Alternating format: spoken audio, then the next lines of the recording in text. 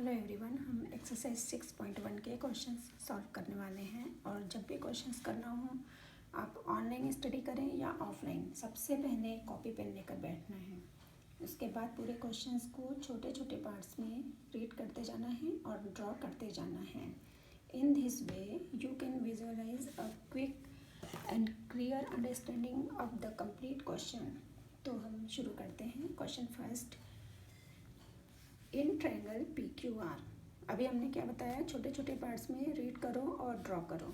तो हमने इसका एक छोटा सा पार्ट क्वेश्चन का रीड किया, इन ट्रायंगल पी क्यू आर। इसका मतलब हमें एक ट्रायंगल पी क्यू आर पहले ड्रॉ करना है। वैसे तो इस क्वेश्चन में इन्होंने ड्रॉ करके दिया हुआ है, पर फिर भी हम अपने लिए एक ड्रॉ करेंगे। तो सबसे पहले हमने एक ट्रायंगल ड्रॉ किया पी क्यू आर।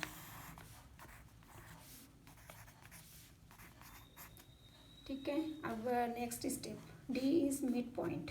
इसका मतलब, और डी मिड पॉइंट कहाँ पर है, क्यू आर। इसका मतलब क्यू आर जहाँ पर भी है इस ट्रायंगल में, क्यू आर यहाँ पर है, ये क्यू से आर है। इस पे हमको डी को एक मिड पॉइंट फाइंड करना है। तो डी मिड पॉइंट का मतलब है कि क्यू आर को जो दो इक्वल पार्ट्स में डिवाइड करें। सपोज़ ये हम रफ स्केच होता है, इसमें हमें स्केल की कोई ज़रूरत नहीं है और ना ही एग्जैक्ट मेजरमेंट चाहिए। बस हम एक गेस कर लो कि मिड पॉइंट यहाँ आएगा, यहाँ तो नहीं आएगा। अगर हम यहाँ डी लगा देते हैं तो ये छोटा सा दिख रहा है, ये इतना बड़ा दिख रहा है। तो एक गेस करते हुए एक डी मिड पॉइंट आपको लगाना है। तो हमने क्यू आर का एक मिड पॉइंट दिया, मिड पॉइंट हो गया। इसका मतलब अब ये क्लियर है कि जो क्यू से डी तक का लेंथ है और जो डी से आर तक का लेंथ है वो आपस में इक्वल है। और अगर हम आगे क्वेश्चन, जब बहुत लेंथी क्वेश्चंस होते हैं तो हम भूल जाते हैं कि डी क्या था, तो इसको हम कैसे याद रखें। तो इसके लिए हम एक यहाँ पे ऐसे कट लगा लेते हैं। इस तरह से हमने एक कट लगा दिया। इसका मतलब पी क्यू से डी और डी से आर दो इक्वल पार्ट्स हैं और डी एक मिड पॉइंट है। अब उसके बाद ये यहाँ तीन क्वेश्चंस दिए हैं। तो पीएम के बारे में, तो पीएम अभी हमने ड्रॉ नहीं किया, इससे हम पीएम का भी नहीं करेंगे। अब सेकंड देखते हैं, पीडी। अब पी से डी को ज्वाइन कर दो क्योंकि पीडी के बारे में पूछा है, तो पीडी हमने ज्वाइन। ये सब काम हमको विदाउट स्केल करना है, बस एक रफ स्केच। तो अब ये पूरा क्वेश्चन क्लियर हो गया कि ट्रायंगल है P Q are, D mid point है क्यू आर का और पी से डी अब क्या है। तो ये मैंने एक चैप्टर 6 का पार्ट 1 दिया था, उसमें डिटेल में सभी चीज़ें बताई हैं। तो ये अगर आप पहले क्वेश्चन करने से पहले पार्ट 1 देखना चाहिए आपको। अगर नहीं देख रहे हैं तो आप एक बार देख के फिर इसके क्वेश्चंस करो, अदरवाइज़ मैं शॉर्ट में एक रिवाइज करवा देती हूँ। तो पीडी क्या है, जब हम किसी भी ट्रायंगल में किसी भी वर्टेक्स को, जब उसके अपोजिट साइड, ये पी एक वर्टेक्स है और उसके अपोजिट साइड है क्यू आर का एक मिड पॉइंट है। तो जब हम एक लाइन सेगमेंट इस तरह से ड्रॉ करते हैं जो वर्टेक्स को अपोजिट साइड के मिड पॉइंट से मीट कर दे, तो इस लाइन सेगमेंट को हम नाम देते हैं मीडियन। तो इसका मतलब पीडी क्या है, एक मीडियन है। ये इसका आंसर हुआ। तो ये पार्ट 1 में डिटेल में मैंने बताया था किस तरह से मीडियन ड्रॉ होती है। और यहाँ पे इस ट्रायंगल में 3 वर्टेक्स हैं। तो हो सकता है जैसे एग्जाम में आपके पास क्वेश्चन आए तो आप याद नहीं करो कि पीडी क्या है, तो पीडी एक मीडियन है, इस तरह से याद नहीं करना है। हमें जस्ट लर्न करना है कि मीडियन क्यों है, क्योंकि मिड पॉइंट से ड्रॉ किया है, वर्टेक्स को मीट किया है। और अगर ये क्वेश्चन चेंज होकर ऐसा आ जाए कि क्यू ई क्या है, तो क्यू ई और ई एक मिड पॉइंट है पी आर का सपोज, तो क्यू से ई को ज्वाइन करेंगे और ई इसका पी आर का मिड पॉइंट था, इसका मतलब क्यू ई भी क्या है, एक मीडियन है। या क्वेश्चन चेंज होकर आ जाए क्यू आर टी बताओ, मान लो यहाँ पे टी है और ये इसका मिड पॉइंट है, तो आर टी एक मीडियन है। तो जब भी हम मिड पॉइंट का कोई क्वेश्चन आता है ट्रायंगल में और जो मिड पॉइंट कहाँ पर है, किसी साइड पर है और उसको अपोजिट वर्टेक्स से मीट कर दिया जाए तो वो मीडियन हो जाता है, राइट। अब आता है पहला क्वेश्चन, पीएम क्या है। तो पीएम के लिए हम फिर से एक ट्रायंगल ड्रॉ कर लेते हैं। ये ट्रायंगल तो मिड पॉइंट के लिए था, अब ये दूसरा ट्रायंगल ए को ड्रॉ कर लेते हैं। तो हमने एक ट्रायंगल ड्रॉ किया पी क्यू आर। अब पीएम यहाँ पे मेन फिगर में पीएम एक राइट, ये राइट का एंगल का सिंबल है। इसका मतलब हमें एकदम स्ट्रेट लाइन ड्रॉ करनी है और ये एंगल, ये वाला सिंबल क्या शो करता है कि वो 90 पर है, मतलब एकदम स्ट्रेट लाइन है। तो ये भी पार्ट 1 चैप्टर 6 में वीडियो में मैंने बताया है कि पीएम जब स्ट्रेट लाइन ड्रॉ करते हैं तो उसको हम एल्टीट्यूड बोलते हैं। अब हम शॉर्ट में एक बार फिर से रिवीजन कर लेते हैं। जैसे ये ट्रायंगल है, इसका हमने एक पेपर कटिंग किया और इसको स्ट्रेट खड़ा करना है। खड़ा किसके दम पे करना है? क्यू आर पे। क्यू आर को टेबल पे रखना है और पी को इधर ऊपर रखना है। तो जब क्यू आर इस तरह से हमने इसको स्ट्रेट कर दिया, अभी ये क्यू पी पेपर पे दिख रहा है, क्यू ऊपर आ गया और इसकी कटिंग हो गई है। तो क्यू आर अभी टेबल पर है और पी यहाँ ऊपर है। तो ये ट्रायंगल कितनी हाइट तक गया? तो मैक्सिमम कितनी हाइट तक गया है? जहाँ तक पी है। तो हाइट कैसे मेज़र होगी? आपको पी से एकदम स्ट्रेट लाइन ड्रॉ करनी है। तो स्ट्रेट लाइन अगर स्लेंट ड्रॉ करेंगे तो वो बड़ी हो जाती है, और जब भी हम हाइट मेज़र करते हैं तो बिल्कुल स्ट्रेट मेज़र करते हैं जो 90 पे स्टैंड हो। तो ये क्यू आर पे ये जो पी एम है वो 90 पे स्टैंड है, इसलिए ये हाइट हुई, ट्रायंगल की एक हाइट हुई, और ट्रायंगल की हाइट को हम बोलते हैं एल्टीट्यूड। तो इसका मतलब ये पी एम क्या हुआ? एक एल्टीट्यूड। तो ये तो आंसर तो क्लियर हो गए। अब तीसरा, Q M equal to M R. अब इसके लिए ये ओरिजिनल जो फिगर है क्वेश्चन में दिया था उसी को देख लेते हैं। क्या क्यू एम और एम आर इक्वल हो सकते हैं? तो नो आएगा इसका आंसर। क्यों? क्योंकि मिड पॉइंट कहाँ पर है? डी पर है, और अभी हमने यहाँ बताया था जो मिड पॉइंट होता है वो दो इक्वल पार्ट्स करता है। तो क्यू डी और डी आर इक्वल हैं, तो क्यू डी और जब क्यू से डी और डी से आर इक्वल हैं तो क्यू एम और एम आर इक्वल पॉसिबल नहीं है। एम अगर एम यहाँ हो जाता, डी के ऊपर हो जाता, तो Q M equal to M R possible था, लेकिन अभी एम अलग जगह पर है और डी के पास नहीं है। अगर वो डी के ऊपर होता तो हम बोलते कि Q M equal to M R, क्यों? तब एम मिड पॉइंट होना चाहिए, तभी हम दो इक्वल पार्ट्स में इसको डिवाइड करके बोल सकते थे कि क्यू एम और एम आर इक्वल है। इसका मतलब Q M equal to M R, तो इसका आंसर क्या आएगा? नो। ठीक है, तो ये तो पहला क्वेश्चन आपको क्लियर हो गया एल्टीट्यूड मीडियन का। और अब आते हैं हम नेक्स्ट क्वेश्चन पे। अब नेक्स्ट क्वेश्चन है ड्रॉ रफ स्केच। तो यहाँ तो आपको ड्रॉ करना ही है क्योंकि यहाँ पे कोई क्वेश्चन में कोई फिगर नहीं दिया हुआ है। तो इसका पहला question, triangle A B C. अब triangle A B C obtuse angle, right angle, acute angle, किसी भी टाइप का एंगल का ट्रायंगल हो सकता है। अभी हमें यहाँ पे कुछ भी मेंशन नहीं है, तो हम किसी भी टाइप का एंगल ट्रायंगल ड्रॉ कर सकते हैं। लेट सपोज हमने इस तरह से एक ट्रायंगल ड्रॉ कर लिया। ट्रायंगल का नेम है ए बी सी। अब यहाँ लिखा है बी ई इज मीडियन, मतलब बी से ई एक मीडियन ड्रॉ करना है। तो बी कहाँ पर है? यहाँ पर। अब मीडियन ड्रॉ करना है और उसका नाम देना है बी ई, मतलब ई कहाँ पे मिलेगा आपको? बी के ठीक सामने कौन सी साइड है? ए सी। तो ई पॉइंट कहाँ पे मिलेगा? ए सी के ठीक बीच में। तो जो ए सी को दो इक्वल पार्ट्स में डिवाइड कर दे, मतलब ए से ई और ई से सी इक्वल हैं, तो ये पॉइंट मिड पॉइंट हुआ। अब बी ई इज़ मीडियन, तो मिड पॉइंट है, इससे अगर हम इसको बी से ज्वाइन करेंगे तो ये क्या हो जाएगी? एक मीडियन। तो ये पहला पार्ट हुआ। अब सेकंड, ये ए पार्ट का आंसर हुआ। अब बी में है ट्रायंगल पी क्यू आर, और वहाँ पे हमको पी क्यू और पी आर दो एल्टीट्यूड्स बनाना है। तो पहले तो हम एक ट्रायंगल ड्रॉ कर लें।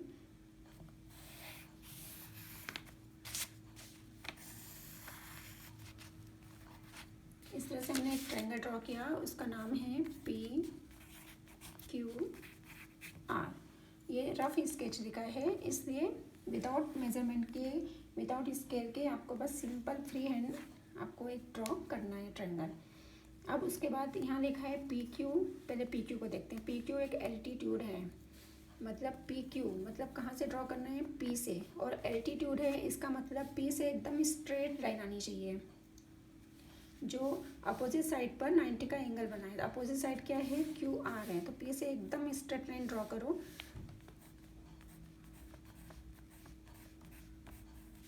इस तरह से हमने एक स्ट्रेट ड्रॉ किया और उसका नाम दे दिया पी क्यू।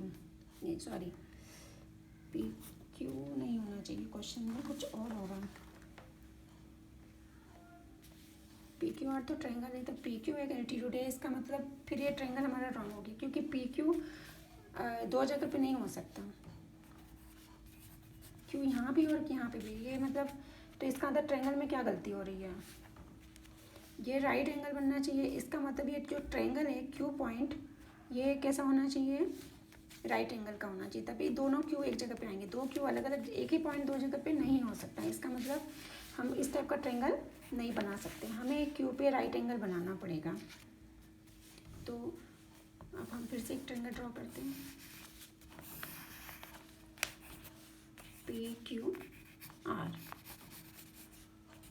अब पी क्यू एक एल्टीट्यूड है, तो पी क्यू एक एल्टीट्यूड है क्योंकि वो स्ट्रेट है और राइट एंगल पे है। यहाँ गलती समझ में आ गई, यहाँ पे ये क्यू दो जगह पे नहीं हो सकता क्योंकि पी क्यू एक एल्टीट्यूड है। तो पी क्यू, और ये भी पार्ट 1 में बताया है कि राइट एंगल ट्रायंगल में जो साइड होती है ट्रायंगल की, राइट एंगल पे जो साइड है पी क्यू और जो साइड है क्यू आर, ये दोनों आपस में एल्टीट्यूड भी हैं और साथ में साइड भी है। तो पी क्यू एक एल्टीट्यूड भी हो गया और पी क्यू एक साइड भी हो गई, और दूसरा एल्टीट्यूड है पी आर। अब पी आर भी एक एल्टीट्यूड है, इसका मतलब अभी भी ट्रायंगल गलत है क्योंकि पी आर एल्टीट्यूड नहीं दिख रहा है यहाँ पे, पी से आर पे ही एल्टीट्यूड आ रहा है। इसका मतलब राइट एंगल कहाँ पे होना चाहिए, क्योंकि ये ट्रायंगल में पी आर एल्टीट्यूड है क्या, नहीं है, ये स्लैंट हाइट है। मतलब पी से क्यू और पी से आर, इसका मतलब ये ट्रायंगल में जो राइट एंगल है वो कहाँ होना चाहिए, पी पर, तभी हम पी से क्यू और पी से आर दो एल्टीट्यूड ले सकते हैं। इसका मतलब ये भी क्या हुआ, रॉन्ग हुआ। अब हम फिर से एक राइट ट्रायंगल बनाएंगे। अब नेमिंग में ध्यान रखो, यहाँ पे पी नाम देना है और बाकी नाम कहीं भी दे सकते हो। अब देखो पी क्यू एक राइट एंगल स्ट्रेट लाइन है,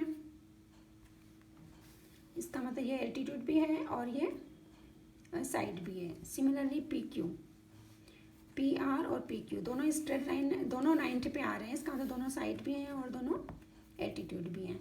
इस प्रकार से ये क्वेश्चन में ये भी रॉन्ग हुआ, ये भी रॉन्ग हुआ, ये राइट हुआ।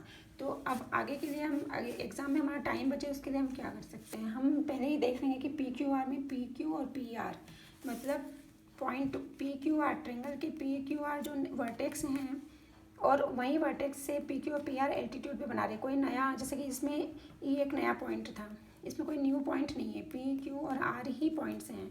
इसका मतलब एल्टीट्यूड और साइड सेम आनी चाहिए और पी इन दोनों का कॉमन पॉइंट है। इसका मतलब क्या हुआ कि कॉमन पॉइंट जहाँ पर है वहीं पर हमें राइट एंगल लेना होगा। अगर हम क्यू पे राइट एंगल लेते हैं या आर पे लेते हैं तो पॉसिबिलिटी नहीं रहेगी कि हम इनको एल्टीट्यूड्स बना पाएँ। सेम चीज़ यहाँ पर भी है कि ये ट्रायंगल में भी हम पी क्यू दो जगह पे पॉइंट नहीं आ सकता। तो अगर कोई क्वेश्चन इस तरह से आता है कि जो एल्टीट्यूड हैं और उनके पॉइंट वही हैं जो ट्रायंगल के भी पॉइंट हैं पी क्यू आर, तो इसका मतलब ये हुआ कि वो 100% राइट एंगल ट्रायंगल है। अब राइट एंगल ट्रायंगल तो है, अब उसमें पी कॉमन है, इसका मतलब राइट एंगल कहाँ पे देना है, आपको पी पर देना है।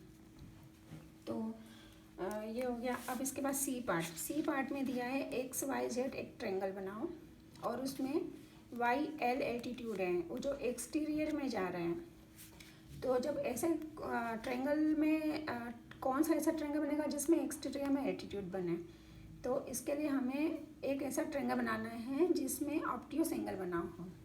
जैसे अलग से ड्रॉ कर लेते हैं, जैसे हमने एक ट्रायंगल ड्रॉ किया, ये ऑब्ट्यूस एंगल है,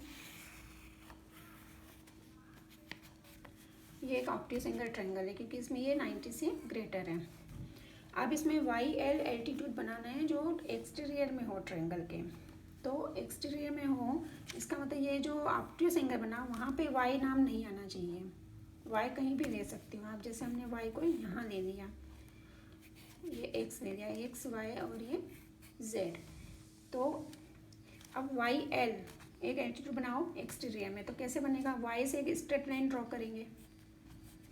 अब ये लाइन ड्रॉ करेंगे तो ये इस पर मीट नहीं हो पाएगी क्योंकि अगर इस पर मीट कराना है तो ये स्लेंट हो जाती है, इसका मतलब इसको थोड़ा सा हमको एक्सटेंड करना होगा। तो जब हमने इसको एक्सटेंड कर दिया तो ये स्ट्रेट लाइन हम ड्रॉ कर सकते हैं और इसका नाम है वाई एल। तो इस तरह से ये एक एल्टीट्यूड हुआ और ये ट्रायंगल तो ये है, तो ट्रायंगल के अंदर नहीं है, ट्रायंगल के आउटसाइड में ये बना है, इससे इसको बनेंगे हम एक्सटीरियर। तो अब ये तीनों क्वेश्चंस, ये मीडियम तो इजी होता है क्योंकि वो हमेशा इनसाइड होता है। अब ये जो क्वेश्चन था सेकंड वाला बी, उसमें हमेशा याद रखो कि वो अगर एल्टीट्यूड्स के नाम पी क्यू और पी आर हैं और ट्रेंगल का नाम भी पी क्यू आर है। इसका मतलब ये हुआ कि एल्टीट्यूड जो बनेंगे वो ट्रेंगल की साइड पे ही बनेंगे, इसलिए हमें राइट एंगल ट्रेंगल ही बनाना है जिस पे एक एंगल 90 का हो। आप कौन सा एंगल 90 का लें उसके लिए ये देख लो कि इन दोनों का कॉमन पॉइंट्स क्या है। तो कॉमन पॉइंट पी है, इसका मतलब पी पे राइट एंगल लेंगे तो ये ट्रेंगल, तो ये पॉसिबिलिटी होगी और ये क्वेश्चन सही स्केच होगा। अब सी में एक्सटीरियर में बनाना है, तो एक्सटीरियर में बनाना है और वाई से बनाना है, तो वाई को ऑप्टिस एंगल नहीं लेना है। ऑप्टिस एंगल पे वाई नाम नहीं देना है, बाकी एक्स दे दो, जेड दे दो, कुछ भी दे दो, लेकिन वाई को नहीं देना क्योंकि वाई से ही हमें ड्रॉ करना है और जो बाहर आ जाए, आउटसाइड आ जाए। तो ये आउटसाइड में हो गया, ठीक है। तो ये भी कंप्लीट हुआ क्वेश्चन 2। अब आते हैं हम क्वेश्चन 3 पे। क्वेश्चन 3 है verify median and altitude of N isosceles triangle can be same.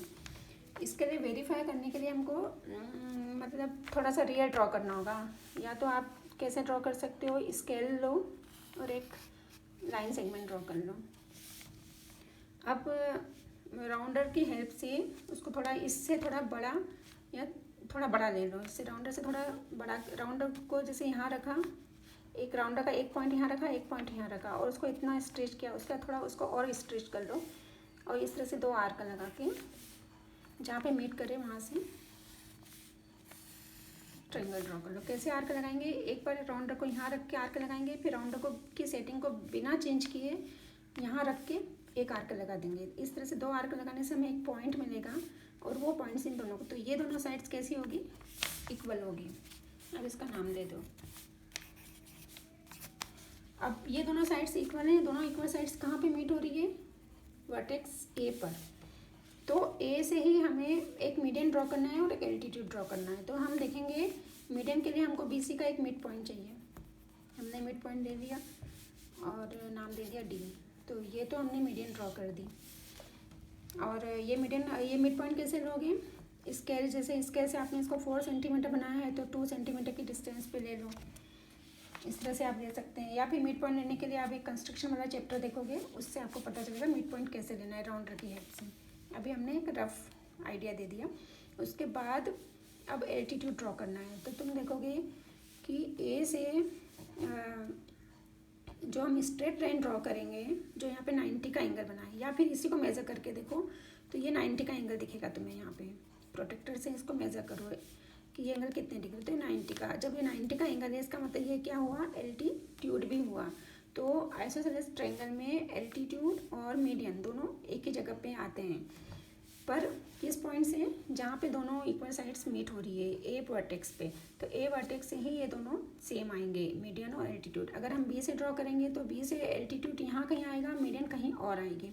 Similarly सी से ड्रॉ करेंगे तो एल्टीट्यूड कहीं और होगा और मीडियन कहीं और होगी।